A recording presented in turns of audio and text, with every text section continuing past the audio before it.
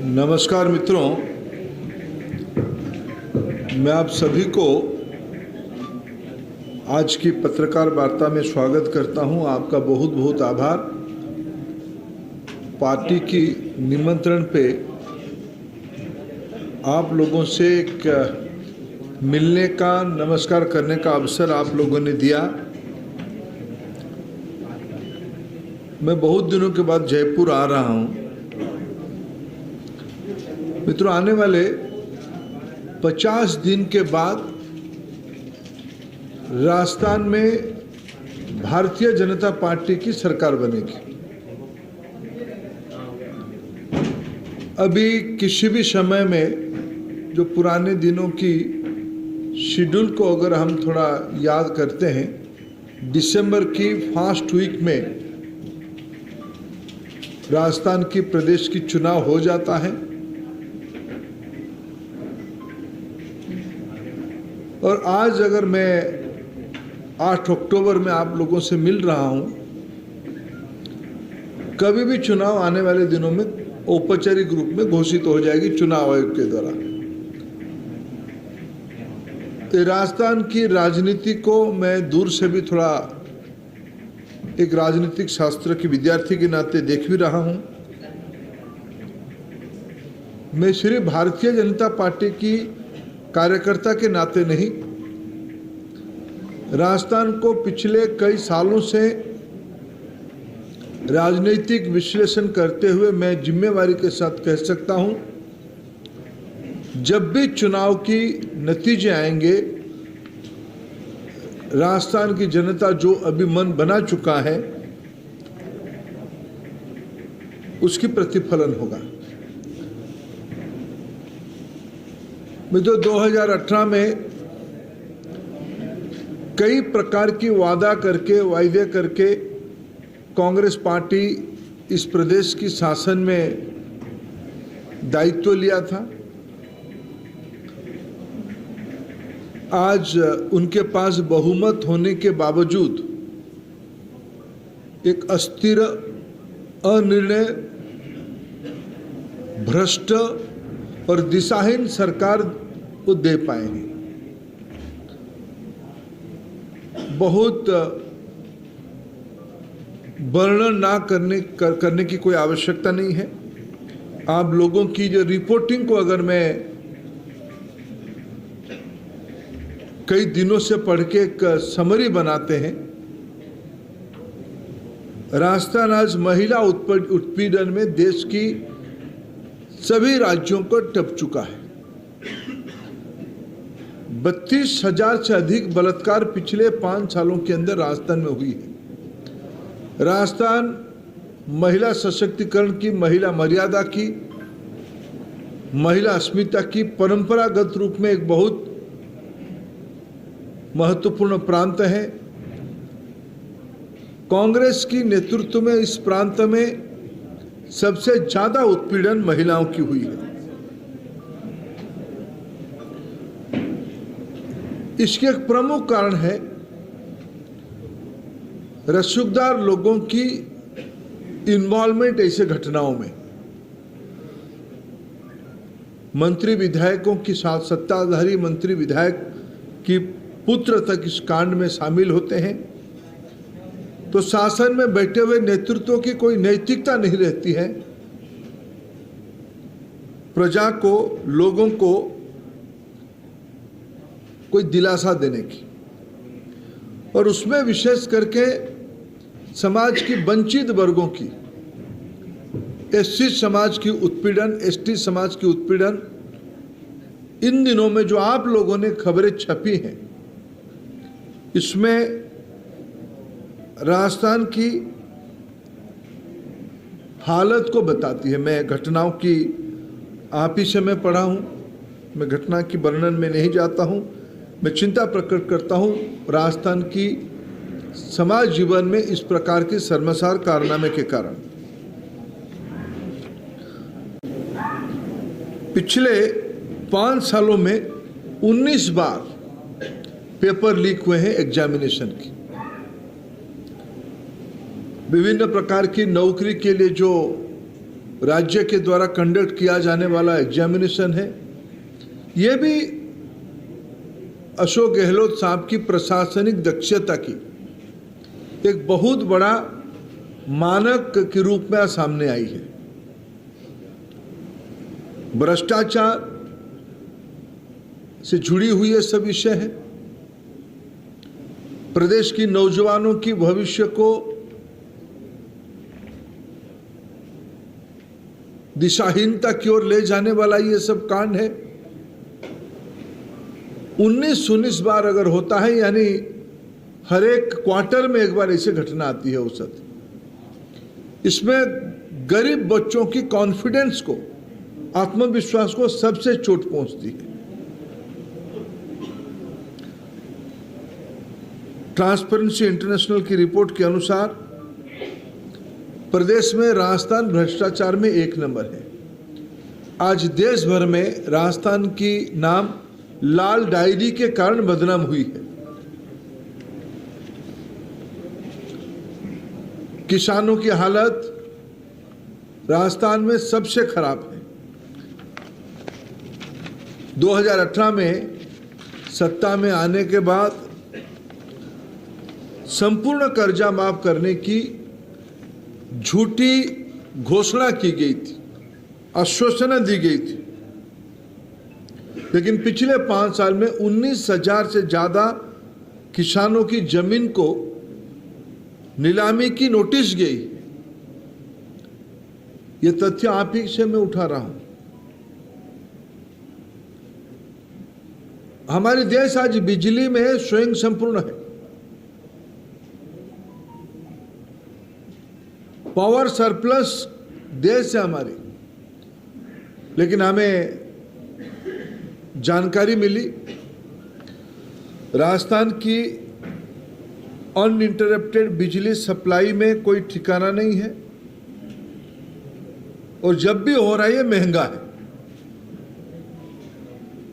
महंगी बिजली और बिजली काट, इसके कारण समाज के सभी वर्गों को, विशेष करके गरीब, उनकी स्कूल कॉलेज में पढ़ने वाले बच्चे, किसान, उद्योग, विशेष करके राजस्थान जिस एमएसएमई के कारण घरेलू और कुटीर उद्योग और लघु और सूक्ष्म उद्योग के कारण राजस्थान की एक छवि है। बिजली एक रॉ मटेरियल करके वहां यूज होती है। बिजली की संकट आज एक प्रसंग बनी हुई है। तुष्टीकरण के सारे पैरामीटर्स, वोट के लिए तुष्टीकरण के सारे पैरामीटर्स गहलोत साहब की सरकार ने क्रॉस किया है। मित्रों, राजस्थान में मैंने जैसे शुरू में कहा, एक बहुमत पाने के बाद भी कांग्रेस पार्टी की अंदरूनी झगड़े के कारण, इंटरनल कॉन्फ्लिक्ट के कारण आज गहलोत साहब खुद एक देश की भ्रष्ट शासन की मुख्यमंत्री बनके, लंबे समय के अनुभव था, राजस्थान के लोगों ने उनको भरोसा करके वोट दिया था। लेकिन अगर आज समाज में सबसे ज्यादा राजस्थान में किसी ने निराशा किया, किसी ने राजस्थान की नई पीढ़ी को गुमराह किया, तो उसके लिए जिम्मेदार और कोई नहीं है, प्रदेश की अभी के मुख्यमंत्री श्री अशोक गहलोत साहब हैं। आज भारतीय जनता पार्टी प्रदेश की एक बड़ी राजनीतिक शक्ति के नाते, प्रदेश की प्रमुख विपक्ष के नाते, और राजस्थान में तो हमारी जनाधार की एक हिमालय के आकार है। मैं आज आया था सुबह जयपुर संभाग की एक संगठनात्मक बैठक में भाग लेने के लिए। 50 विधानसभाओं की हम लोगों ने आज विशेष योजना बनाई है, और हम मानते हैं इस जयपुर की संभाग की 50 विधानसभा एक प्रकार से प्रदेश की राजनीतिक वातावरण का एजेंडा सेट करता है। मैं जिस प्रकार की उत्साह, जिस प्रकार की जनता की फीडबैक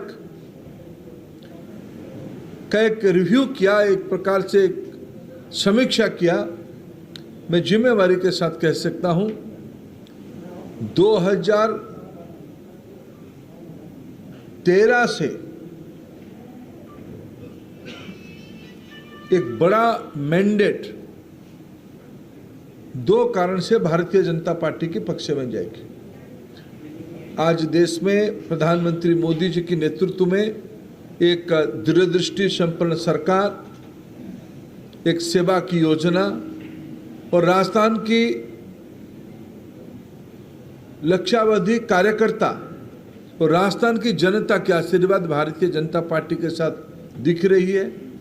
दूसरी ओर गहलोत साहब के नेतृत्व में एक भ्रष्ट सरकार को कितना जल्दी सत्ता से हटाया जाए, प्रदेश की जनता उसके लिए मन बनाया है। मैं इस यज्ञ में यहाँ की मीडिया का भी कोऑपरेशन चाहता हूँ। आप ही की भूमिका से ये माहौल बनी है। मेरे ओर से इतना ही उल्लेख करना था। आपके सबके प्रश्न एक एक करके लेंगे। कृपया नाम मेरे को थोड़ा इशारा कर दे। हाँ, नौ टाइम।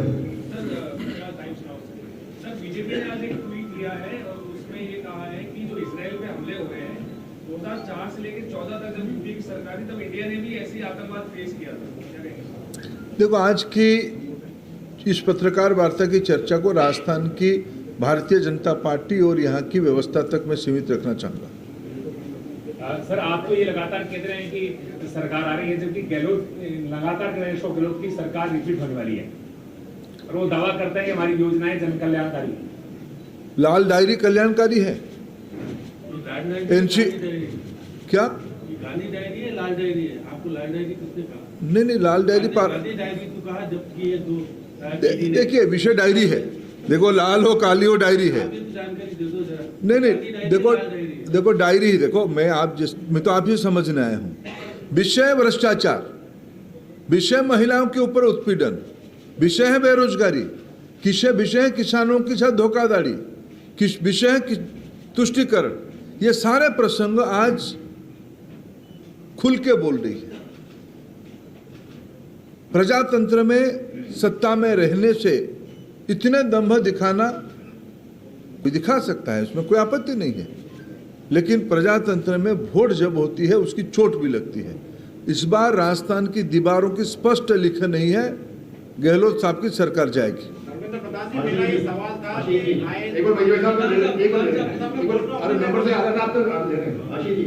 प्रधान साहब, राजस्थान के अंदर पेट्रोल के जितने भी डीलर्स हैं वो 2 बार हड़ताल कर चुके हैं, जिससे आम जन को बहुत नुकसान हुआ है। वो निरंतर मांग कर रहे हैं सरकार से कि वैट कम किया जाए। अब तक इस विषय के ऊपर कोई फैसला राज्य सरकार ने नहीं लिया है, तो इसको आप किस तरीके से देख रहे हैं, क्योंकि आप खुद का डिपार्टमेंट है? मैं अभी पेट्रोलियम में नहीं हूँ मैं, लेकिन एक बात कहूँ, अभी देखो जो विषय अंतर्राष्ट्रीय बाजार में कच्चे तेल की दाम की उछाल के कारण वैश्विक परिस्थिति जैसा है, एक एनर्जी कमोडिटी के ऊपर प्रेशर आई है। लेकिन जब भी जैसे आपने देखा होगा इन दिनों में एलपीजी प्रोडक्ट पे भारत सरकार की जो सीधी दायित्व है उसमें हमने प्राइस रिडक्शन किया और प्रधानमंत्री उज्ज्वला योजना की लाभार्थियों को 300 रुपया की एक्स्ट्रा सब्सिडी उनकी बैंक खाते में देने की व्यवस्था किया। पहले 200 किया था, 200 रुपया की टोटल प्राइस रिडक्शन किया सभी कंज्यूमर्स के लिए। और फिर अभी दशहरा को सामने रखते हुए, नवरात्रि को ध्यान में रखते हुए प्रधानमंत्री जी ने 100 रुपया फिर सब्सिडी दिया। जैसे हमने अपने जिम्मेवारी निभाया, राज्यों की सरकारों को अपने राज्य में पेट्रोलियम प्रोडक्ट की प्राइस को रेशनल करने के लिए उनकी भी कदम की आवश्यकता है। यहाँ की सरकार भी यहाँ की आवश्यकता को ध्यान में रखते हुए निर्णय करनी चाहिए। मेरा ये सवाल था कि मुख्यमंत्री अशोक गहलोत जो भी भाषण देते हैं और मीडिया बाइट में जब भी सचिन पायलट वाला मामला वो बताते हैं सरकार गिराने वाला, आपका नाम प्रमुखता से लेते हैं गजेंद्र सिंह जी के साथ, आप क्या कहना चाहेंगे? देखिए, मैं अशोक गहलोत साहब को क्या कहूँ, देश की बहुत बड़े नेता हैं, लेकिन वो नेता कांग्रेस पार्टी के सचिन पायलट उन्हीं के सरकार के मंत्री थे, उन्हीं की पार्टी के प्रदेश अध्यक्ष कभी होते थे, उनकी पार्टी के युवराज की खास हैं, तो उनके घर के विषय है, उसमें धर्मेंद्र प्रधान कहाँ से आया? और मुख्यमंत्री ये भी कह रहे हैं कि 12 दूल्हे और 1 घोड़ी है, इनमें तय नहीं है कि चेहरा कौन होगा। देखो, मैं राजनीति में इस प्रकार की शब्दावली पे विश्वास नहीं करता हूँ। जो लोग सामंतवादी हैं, जो लोग गरीबों को नीचा दिखाते हैं और प्रजातंत्र में एक दम्भ दिखाते हैं, उनकी भाषा ये हो सकती है। भारतीय जनता पार्टी के मंच पे उस प्रकार की भाषा को में ही प्रजातंत्र में लोग तय करते हैं। कल मुख्यमंत्री ने एक आदेश भी जारी किया है कि हम एक सर्वे करवा रहे हैं, जातिगत जनगणना के पक्ष में बोलोगे, आपका क्या रिएक्शन? देखिए, मैं राजस्थान की लोक कथा में बहुत अभ्यास नहीं किया हूँ। मैं उड़ीसा से आता हूँ। एक उड़ीसा में हमारी एक कहानी है, जब शेर बूढ़ा हो जाता है, शायद यहाँ भी वो कहानी होगा अपनी भाषा में, अपने कोलोकियल इसके साथ। शेर जब बूढ़ा हो जाता है, शिकार नहीं कर पाता है, वो एक नदी के किनारे बैठ जाता है और कई सारे चीज का पिटोरा लेके बैठता है कि जो मैं आजकल साधु हो गया हूँ, मैं अब शिकार नहीं करता हूँ, जो मेरे पास आएगा उसको मैं सोने की कंकण दूंगा। ये गहलोत साहब की हालत ऐसे हो गई और कांग्रेस पार्टी उससे खराब हो गई है। भाई, आपके खानदान की, आपकी बड़े लोगों की खानदान से पीढ़ी दर पीढ़ी लोग सत्ता में रहे। राज्य में आपके पास लंबे समय सत्ता कई राज्यों में रहा। आपने सब गरीब कल्याणकारी योजना, एससी की चिंता, एसटी की चिंता, पिछड़ों की चिंता किया है क्या? मैं याद दिलाना चाहूंगा गहलोत साहब को। गहलोत साहब बड़े अनुभवी नेता है। गहलोत साहब थोड़ा उसका उत्तर दे। काका कालेलकर कमीशन की रिपोर्ट को क्या उन्होंने आज़ादी के उपरांत नेहरू जी ने लागू किया था? जब देश में पिछड़ों के बारे में बीपी मंडल साहब की रिकमेंडेशन आई, मोरारजी भाई देसाई प्रधानमंत्री थे 77 में, उसी में एक कमेटी बनी, कमेटी 80 में रिपोर्ट दे दिया। कांग्रेस पार्टी 10 साल उस रिपोर्ट के ऊपर बैठे रहा। वीपी सिंह साहब की सरकार के समय में वो रिपोर्ट इम्प्लीमेंटेशन हुआ। मैं ऑन रिकॉर्ड आज जयपुर की प्रेस कॉन्फ्रेंस कहना चाहता हूं, उन दिनों की कांग्रेस पार्टी की बड़े नेता पूर्व प्रधानमंत्री स्वर्गीय राजीव गांधी जी की भाषण को खुलासा किया जाए। उन्होंने इस मंडल कमीशन की रिपोर्ट की इम्प्लीमेंटेशन को पुरजोर विरोध किया था। क्या उन्होंने रिकमेंडेशन था ओबीसी कमीशन बना के उसको कॉन्स्टिट्यूशनल मान्यता दिया जाए, उन्होंने दिया था क्या? मोदी जी ने दिया। देखो, जिन्होंने कभी किया ही नहीं। अभी मैंने आपके सामने कहा, आप ही की रिपोर्ट है, एनसीआरबी की रिपोर्ट कह रहा है कि दलितों के ऊपर अत्याचार की 1 नंबर राज्य राजस्थान। गरीब किसानों को धोखाधड़ी देके 19,000 नोटिस भेजने वाला राज्य राजस्थान। अशोक गहलोत साहब उसकी नेता। ये ऐसे वो कहानी जैसे हो गया, शेर बूढ़ा हो गया है, अभी शिकार कर नहीं सकता है, अभी हिरन को प्रलोभन दे रहा है कि मैं सोने की कंकण दूंगा। ये धोखाधड़ी ना तब हिरन ने समझा था, ना आज राजस्थान की जनता उसको समझेगा। प्रधानमंत्री मोदी यहाँ पर ईआरसीपी को लेकर एक घोषणा करके गए थे कि ईआरसीपी लागू होगी। 13 जिलों का मामला है, कांग्रेस उसको लेकर अब यात्रा निकाल रही है। हालांकि कांग्रेस की यात्रा भी चला हुआ है, तो अब निकाल रही है, पहले इतने दिनों तक किया। थोड़ा ईआरसीपी एक्सप्लेन करेंगे, मैं थोड़ा उसकी अभ्यास में। प्रोजेक्ट है 13 जिलों के लिए, लाइफ लाइन है, पानी, सिंचाई के पानी के लिए और पीने के पानी के लिए। गजेंद्र सिंह शेखावत ने कहा था कि 46,000 करोड़ दो, मैं तुम्हारे को ईआरसीपी देता, यानी मोल भाव। इसको लेकर कांग्रेस मुद्दा भी बना रही है। तो क्या आपको लगता है कि ईआरसीपी को लेकर क्यों नहीं बोल रही बीजेपी? ऐसा नहीं है, पानी राज्य की विषय है। देखिए, जब लिस्ट बनी है, कॉन्करेंट लिस्ट, स्टेट लिस्ट और यूनियन लिस्ट, पानी राज्य की विषय है। इसकी अगुवाई, इसकी पहल राज्यों की करने की आवश्यकता है। एमपी के अंदर 3 लिस्ट जारी कर चुकी है बीजेपी, राजस्थान के अंदर क्या वजह है जिसकी वजह से देरी हुई है? कोई वजह नहीं, जितने की पूरा वजह है। आपने कहा कि 50 विधानसभा सीटों के ऊपर आज जो है विशेष योजना बनाई गई है, जयपुर संभाग की। किस प्रकार की योजना बनाई गई है? हमने इस योजना के बाद आत्मविश्वास से कहा कि 50 दिन के बाद बीजेपी की सत्ता आएगी। हम रणनीति को रणनीति रहने देते हैं। ये तो 2018 में भी कहा था कि सरकार बचेगी, और 2019 में हम 182 सीटों में लीड किए थे, ये भी फैक्ट है। प्रधान जी आप आरक्षण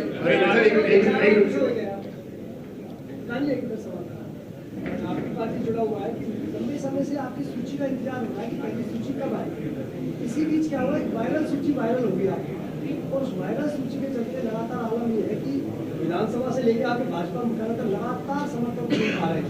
एक बार साफ करने से पहली सूची कब आएगी, क्या पहली सूची फाइनल हो गई है क्या? देखिए, मेरे पार्टी एक ऑर्गेनाइज पार्टी है, मैं उसके उत्तर देने की अधिकारी नहीं हूँ। प्रदेश अध्यक्ष है यहाँ के स्थापित नेता हैं, हमारी प्रदेश की प्रभारी है, चुनाव प्रभारी है, ये कॉम्पिटेंट लोग हैं उसके बारे में उत्तर देने के लिए।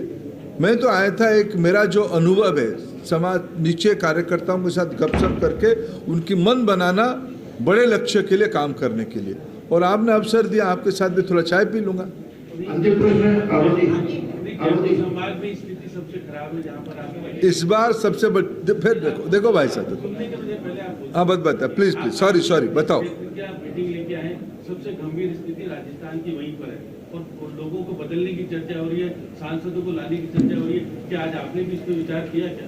देखिए ना, इस विषय में कोई चर्चा इसमें मेरे फोरम पे नहीं हुई, ना मेरा काम था। देखो, प्रत्याशी तो 50 होंगे, काम कितने लोग करेंगे? 5 लाख लोग काम करेंगे। मैं 5 लाख लोग काम करने की फॉर्मूला लेके आया हूँ, टिकट तो 50 को मिलेगा। और फिर मैं आपको विनम्रता से याद दिलाऊं, उस 50 सीट में 6 लोकसभा है, ठीक उसकी 100 दिन के बाद लोकसभा की चुनाव हुआ, हमने 6 का 6 लोकसभा जीता था। देखो, प्रजातंत्र में कोई एक पैरामीटर को लेके नहीं बैठना, और मैं आपको विनम्रता से कह रहा हूं, मेरे काम आज राजस्थान में आके टिकट बंटवारा या उसकी सिलेक्शन करने की प्रक्रिया का दायित्व मेरा नहीं। मेरा दायित्व जो 50 के लिए जो 5 लाख लोग लगेंगे, उनकी महत्वपूर्ण भूमिका है, और मेरे पार्टी ऐसे ही चलती है। उनके साथ गपशप करके उनको रण के लिए तैयार करना, सैनिकों को तैयार करना, उस काम पे हम जुटे हैं। मेरा सवाल ये है कि दिल्ली के पार्लियामेंट में सवाल उठा कि सबसे ज्यादा 9 सालों में जितना नारी के अपहरण बलात्कार हुआ है या पता हो गए, इनका अभी तक हिंदुस्तान में, अभी तक आजादी में इसके 9 सालों में जितना हुआ कभी नहीं हुआ। इसके बावजूद भी आप लोग नारी वंदना के लिए करके इतना हंगामा कर रहे हैं, तो इतनी जो औरतें गायब हुई हिंदुस्तान से, वो कहाँ गई? राजस्थान में सबसे ज्यादा हुआ है। मैं हिंदुस्तान की बात करूँ, आप राजस्थान की देखिए, उसकी तो आंकड़ा राजस्थान की सबसे ज्यादा है। एनसीआरबी रिपोर्ट में, मैं आज राजस्थान में बैठा हूं, मैं इसकी कॉन्टेक्स्ट में कहूंगा। और भारतीय जनता पार्टी मोदी जी के नेतृत्व में ऐतिहासिक काम दुनिया में किया है, नारी शक्ति बंधन अधिनियम ले आके। प्रधान जी, महिलाओं चलिए, बहुत बहुत धन्यवाद आप सभी पत्रकार मित्रों का। मैं एक छोटा सा